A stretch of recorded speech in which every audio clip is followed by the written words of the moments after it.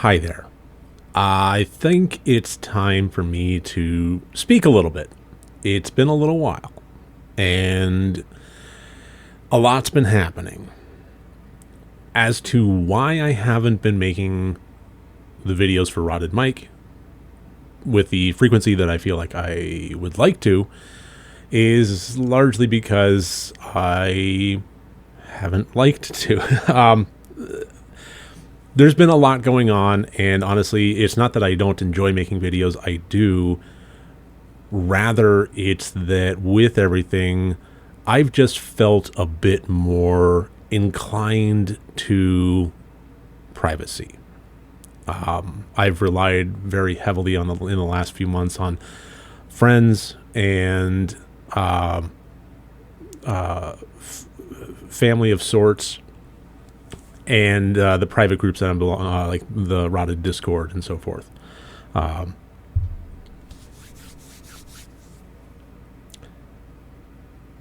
To catch everybody up, what has happened is I started out 2025 with a sense of renewed vigor, and then it was promptly punched in the gut with news that my mom, who had been in hospice in and out for the last few years, was approaching the end of her journey. And it was about a week after that she passed. And during that week, I feel like it's not that I got my mourning out of the way, but I think that was when, like, the imminent nature of her death hit me with the same level of impact as it would have been to have had when she died. When she finally did pass, it did feel a little bit more like I had already been grieving.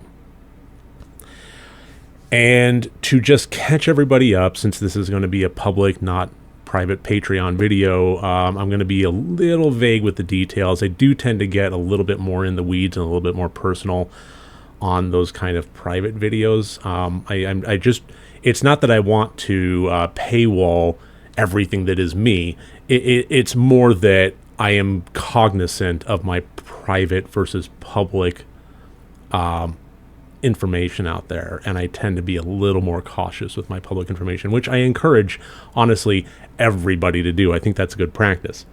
But just to give everybody a 5-mile overview of my history and why I came to some conclusions that I did during the last few months, I was raised in a very abusive household, and it was largely in anger problems from my father. It wasn't anything drug or alcohol related. It was just he had a very short fuse, and it made for a hellish household growing up.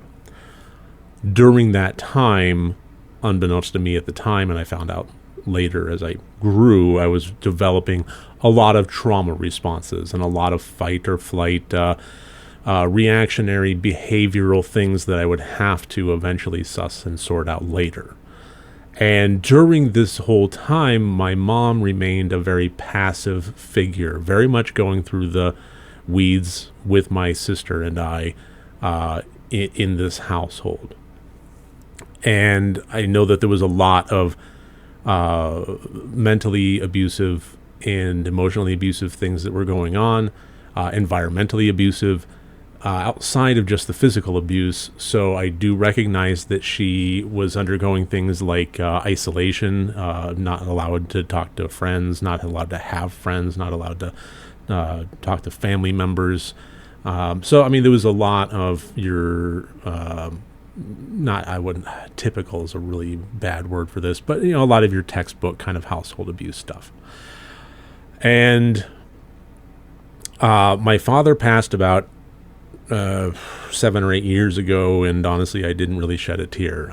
There was love in the house, and I think that made it all the more difficult, because it was like a situation of if you're capable of this level of caring and comfort and warmth, how can you reconcile that with this instance of what you just did last week, and the bleeding and bruises that I had to take to school with me and things like that. So it was a very conflicting kind of emotional journey, and I didn't hold my mom responsible for that, but there always was, even to this day, a sense of, why didn't you get us out of this? Not that she was directly responsible, but that there was some onus of protecting your children. And I also, like I said, she was going through it too. And those textbook levels of abuse, like isolation and so forth, they exist for a reason, and they exist to withdraw hope and withdraw resources and, pull those things away. And I get that. That doesn't mean it was an easy thing to try and reconcile, still having to grow up through it. So there was anger. There was a lot of guilt about the anger. There was a lot of confliction about the guilt about the anger. It was, it's been tough. And I can credit a lot of my growth and my healthy journey to a family that took me in. It was my best friend, one of my best friends in high school, and they took me in, and it was a difficult journey for me and for them, but ultimately it was a beneficial one for me because it taught me what it was like to exist in a household that was just loving and communicative and healthy. And it's not that there weren't problems. There were certainly problems, but it taught me a lot about conflict resolution and healthy manners and so forth. And a lot of those trauma responses, I know that I put them through the ringer in a lot of ways. And but I credit them for a lot of me becoming the well-rounded individual that I try to be today, with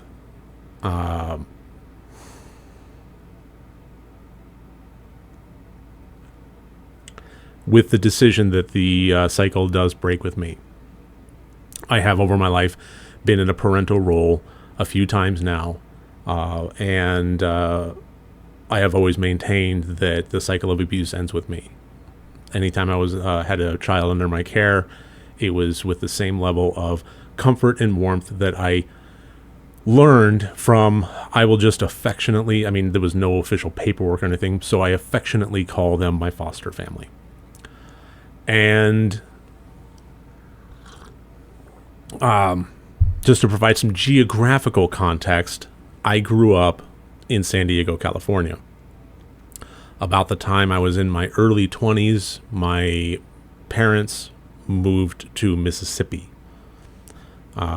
No real ties there. It was just kind of, my sister had moved there earlier to go to school, and they followed and found a piece of land and decided that's where they wanted to retire. Cool. A few years after that, I moved to Western New York State. And that's where I currently live. I am in a little tiny village in the hills of Western New York, about 1,000 people here, and I love it.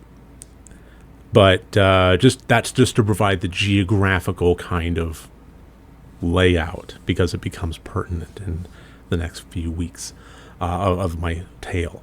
So I found out that my mom had passed, and the service that she was going to have, the memorial, was going to be several weeks after that fact. It was late January. So I was trying to decide, would I go? I had been talking with my therapist about this. I've been talking about with my wife about this, and that was like the big question: am I gonna go to Mississippi and stir up a lot of this and be around a toxic environment? Another thing that I will say, and this is like, again, 5 mile overview. I'm trying to be a little vague here on purpose for a number of reasons, but suffice it to say, my sister, having continued living with my parents and not escaping that toxic environment, let's just say that she did not learn the lessons that I learned. She did not face with honesty a lot of what I had to face over the last few decades of doing the work. And her behavioral traits are still very much rooted in growing up in an abusive household and becoming complacent with it and normalizing it and never really growing as an adult, as an independent entity of responsible adulthood. That, and I do believe that Mississippi changed them. Not going to hold the whole state responsible, but there was always, especially with my dad, this latent, under the surface bigotry. And for instance, he would always be the first one to say, I'm not racist, but. And then the whole butt thing kind of came into play. Like if I had a crush on a girl at school and she happened to be black, it's like that was a no-go, and the whole household got really bad. Things like that.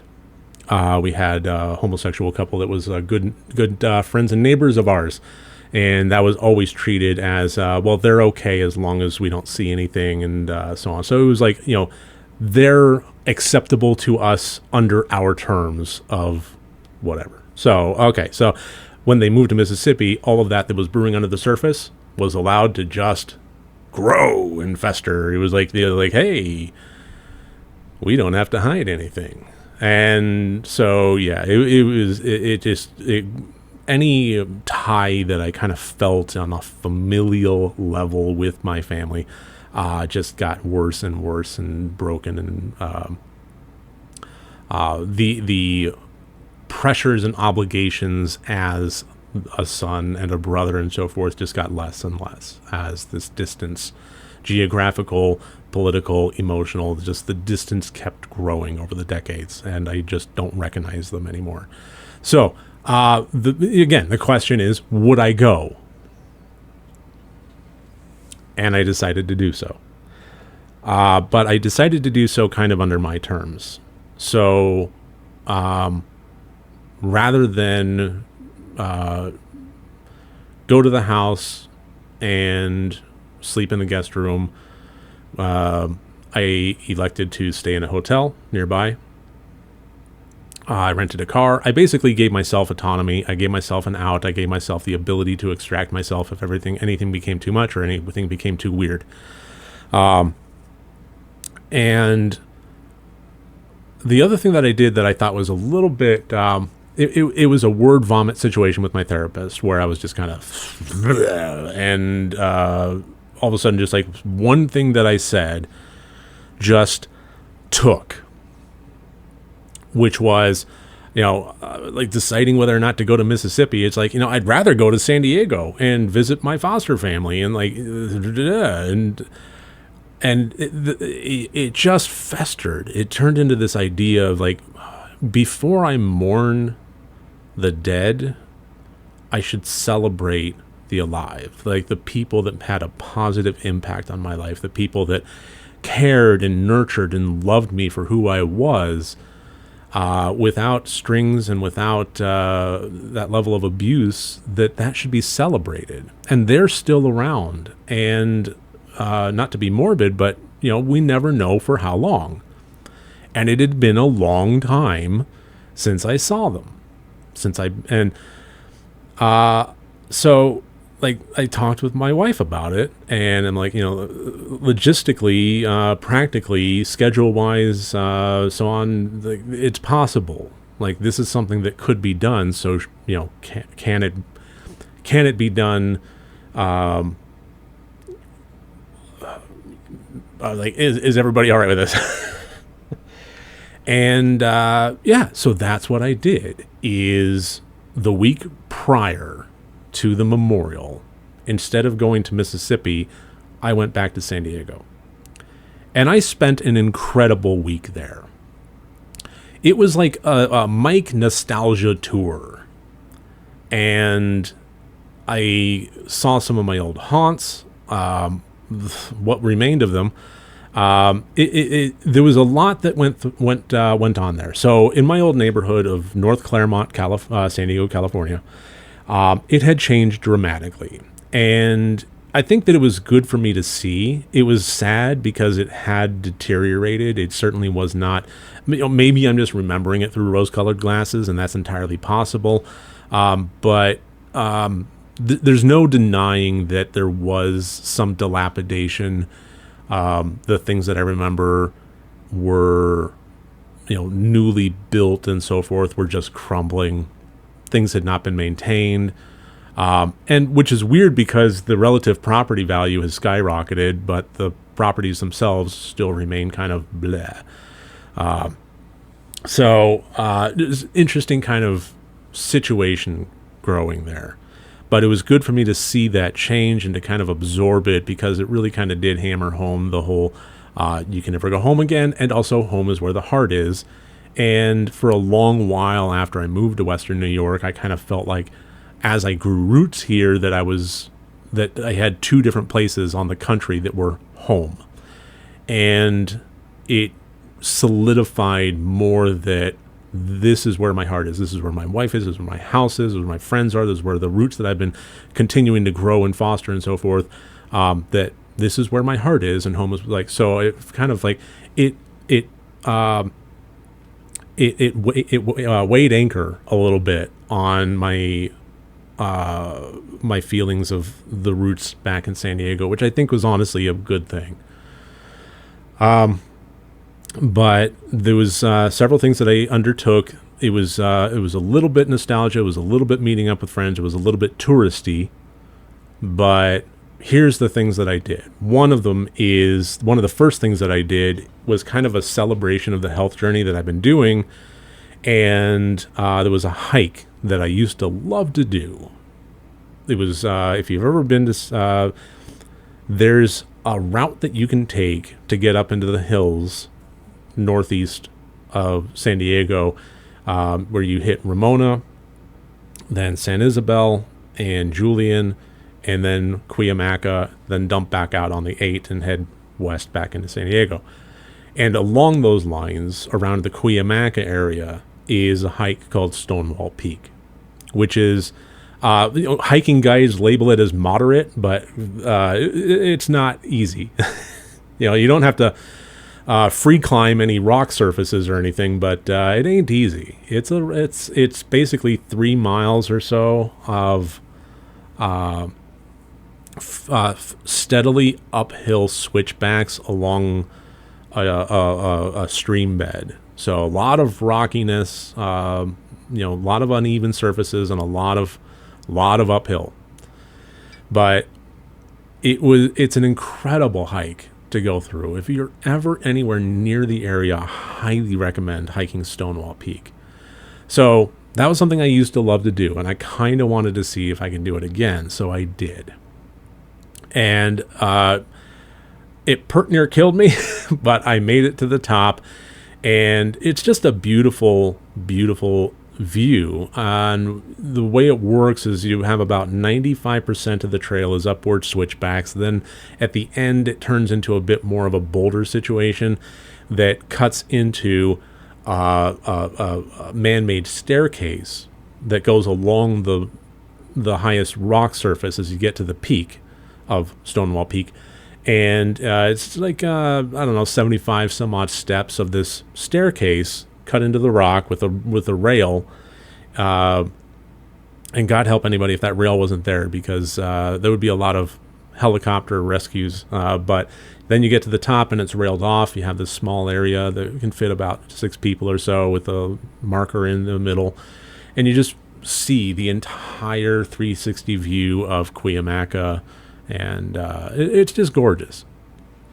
So I stop at, when I'm on my way there, I stop in San Isabel. There's a bakery there called Dudley's Bakery. It's famous in the area. And I grabbed some molasses fruit bars that I hadn't had in like 20 years, and I stuffed them in my pack, and I'm like, that's going to be my reward when I get to the top. I get to the top, and I guess my fear of heights has gotten worse as I age. because I was like shaking, and I stood up just long enough to get a panoramic shot of with my phone, and then hunkered back down. I'm like, nope. And I grabbed one of the molasses fruit bars and I started eating it, and like I'm taking in this breathtaking view while at the same time just absolutely petrified of the heights that I'm looking at, and also having that moment in my brain of this was really stupid to do alone, and because I hadn't encountered any hikers on the way up, and there was nobody at the top. I was alone, and if anything should happen to me, be really bad. Like, this is the kind of thing where you really should be with at least one other person and go with a buddy. But the thought didn't really cross my mind until I was already at the top, so oh well. And like 2 bites into my molasses fruit bar, start getting buzzed by bees. So I'm like, all right, well, I really wanted to take, a solid half hour to catch my breath, and so on. I almost lost my lunch on those 75 steps going up there, but I was like, I made it through. So like bees started buzzing me. I'm like, all right, I'm out. This was a nice 3 minutes, and started heading back down. Anyway, I made it to the top. I'm really proud of that, and I'm so glad that I hit Stonewall Peak again. And I think from that moment, up until that moment, there was a lot of anxiety and trepidation about what I was even trying to do, and seeing my neighborhood in the state of kind of decay that it had was really reinforcing that. But man, that hike just framed the whole rest of the trip. And I'm so glad that I did it, because from then on, everything was just very soul affirming. It really was a celebration of the positive things that I, had and influenced me. And it was just this soul affirming celebration of life and love and the people within. I got to meet up with one of my best friends from high school. I had my first taste of proper ramen. It was tonkatsu ramen from Raki, I'm not sure, but RAKI in Kearney Mesa. Highly recommend. Fantastic place. Went to a pub that I hadn't been to in a long time. Got to hang out with my foster family, and it was like no time had passed. It was time had passed because we were catching up. That was a lot of our conversation was catching up, but man, it was just happy. It was glad to see each other. It was glad to catch up. It was glad to just talk about anything and everything and nothing. And it was just that reminder of what that warmth and that no strings attached kind of love felt like. And I went to the San Diego Zoo. I drove up to Anaheim, and one of the places that we used to go to when I was a kid was Knott's Berry Farm. Disneyland we sometimes went to, but if you've never been in the area, there's like nearby Disneyland is a theme park called Knott's Berry Farm, and it has some great roller coasters. It has some great kind of Wild West themes to it, and it's a fun place. And if you want some fun, like one day theme park kind of thing, because Disneyland is kind of turned into, you can't just see it in one day. It's too big with the California Adventure and all that. It's turned into a multi-thing thing. But if you just want a one-day theme park experience that has a fraction of the crowds of Disneyland, go to Knott's Berry Farm. It's great. So I went. And it was kind of weird going to a theme park on my own. But it was my nostalgia tour, and I had a lot of fun. It was going to a theme park by yourself is not, I'm not going to say that it was a better experience. I'm going to go so far as to say that it was a worse experience than going with somebody else. But that doesn't mean it was a bad experience. It was fun in its own right. I'm glad that I did it, and I recommend it just as kind of an interesting social practice. It was a unique experience. And based on that, considering it wasn't a bad one and it was a unique one, I encourage folks to try it out. Go to a theme park on your own. And I think it makes you appreciate when you go with friends just a little bit more. And like when you're having to wait for the person that gets kind of sidetracked and wants to go to this store or wants to go to this ride and so forth, and you're having like, oh god, okay, let's arrange the day around you. Like go through all the. It makes you appreciate that a little bit more. My wife and I have a vacation coming up in July, and one of the areas we're going to be stopping to is Dollywood, and it'll be my first time visiting Dollywood. I'm really looking forward to it, and now I was already looking forward to going with my wife, but now it's like I have this context of now I know what it's like to go to a theme park on my own, and I think I'm going to appreciate going with somebody that I love all the more. So went to the zoo, went to Knott's Berry Farm, went to have some Cuban food while I was in nearby Santa Ana with some good friends that I've had over the years, but have never met in person, and that was just a phenomenal experience. It was so good meeting a couple that had meant so much to me, and it had such an embedded place in my heart, but there was always this like 3,000 mile distance between us, and so the fact that I actually got to have sit down and have some drinks and have some good food with them was just wonderful. So suffice it to say that was a fantastic week, an expensive week to be sure, but it was a great week, and I'm so glad that I did it. And then I went to Mississippi, and it couldn't have been in more stark contrast. So, for instance, when I was in San Diego, I kind of made a point that whenever I went out to eat, which was often, I was there to kind of celebrate things, and it'd been a long time. So I'm going to get some Mexican food, like proper Mexican food, because you can't get it out here. But I made a point to go to places that I knew I could not go to anywhere else. I did not go to McDonald's. I did not go to Chipotle. I went to the small places. I went to the places that I knew were going to be a unique experience within this unique experience. In Mississippi, I went to McDonald's. I went to Arby's. I just didn't give a shit. Like, this was not a leg of the trip that I wanted to care about. I didn't want to find that hole in the wall in Picayune, Mississippi, like a barbecue place that I would love and want to go back to ever. I didn't want to go back to this place. I was here for a different purpose. I don't like Mississippi. Not a fan. So it was a different experience, and it was sad, but not sad in a way. Wow, focus on the microphone instead of my face. Thank you, camera. Anyway, not sad in a way that I think a lot of traditional funerals are, but more just kind of highlighted the isolation that had become the reality for my mom and my sister, because aside from my sister and I, there were only like 2 or 3 other people that showed up for this thing. And yeah, it was just kind of sad. And I didn't really speak.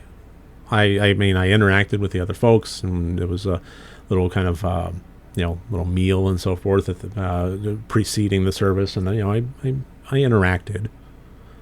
But during the service, kind of the floor opened up for anybody that wanted to say anything, and I just really didn't have a whole lot to say.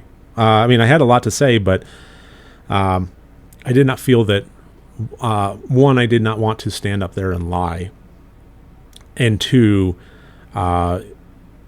I did not feel that my truth, which I think is the proper way to say it, my truth, would be welcomed or be received well. So I let the service go. My sister spoke, and it just really kind of highlighted the differences in our perspectives of things. So I'm glad that I did that. and I'm glad that it's done. And when it was all done, I stayed another day for like a really silly reason. Well, all right, I'll say. So I stayed another day in Picayune, where if I had gone the day after the service and went back home, then I would have missed the first session of our new campaign on our remote D&D play. And we had been waiting for months for this thing, and I was not going to be the reason that we postponed it. So I stayed another day in the hotel, and I didn't say anything around me, but I stayed another day just so I could remote in and play D&D, and then I flew back the day after. And that kind of catches you up in terms of what I've been going through for the last month or so. And since then, it's largely just been kind of catching up with things, processing things. I've been working really hard on the area of my office and my studio here that's off camera. It's an absolute god-awful mess because it's been a lot of reorganizing, restructuring, and when we had some work done on the house, we had some electrical done that was the room next to this one. And when they did that, they accidentally, like putting in new electrical boxes, punched through the plaster and lath on this side of my wall. So there's been a lot of repairs.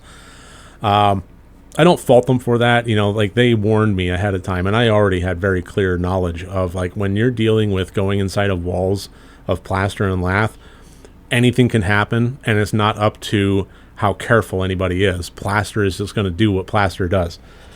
So like I wasn't upset about it. I was honestly laughing more than anything else. But I finally went through and I pulled all my shelving down, and I've been reorganizing. So I've been working, I've been doing stuff. It's largely been off camera. But it's been a lot of self-care and regrouping and getting back into the swing of things. And, yeah, that's what's been going on with me. So I am looking forward to kind of spinning things back up. I am looking forward to getting more videos out there. I'm hoping to possibly go and see, either Hard Eyes or the Monkey today. We'll see how that shakes out. And that's the other part of this whole thing, is that the weather's just been so awful. I am done with winter. It has been snowing and sleeting and icing over nonstop the last few weeks, and there has not been a reprieve. And it finally looks like we have some somewhat nice days coming up here. Monday is supposed to be a high of 43 and partly sunny, and man, I will take it. Spring cannot get here fast enough for me. But looking at the forecast coming up, it's going to dip back down, and we are not through the worst of this. So, or maybe hopefully we're through the worst of it, but we're not out of winter yet. So it goes. But that's a large portion of why I'm doing this reorganization, is because I have a lot of springtime and summer projects around the house that I want to be doing, but that means getting my tools in order. I have large power tools to, like, table saw, jointer, router, things like that I want to find homes for and put away properly, and mobile cart to be shuffling them back and forth. So that's like, while the weather is crap and I'm not going to be doing this work outdoors, I may as well be preparing my space and organizing it so that when it does happen, I will be ready for it. So that's a lot of what I have going on. But I'm looking forward to getting back into making videos and talking with you a little bit more than I have. And I apologize for it. Like I said, I've just been feeling a little bit more private lately as I've been absorbing a lot of this. So, yeah, 34 minutes in, I think that'll be about enough time to wrap this up. So thank you so much for putting up with my stories and for joining me. And I look forward to talking to you soon. Hopefully. We'll see how things turn out. Take care, everyone. Take care of each other.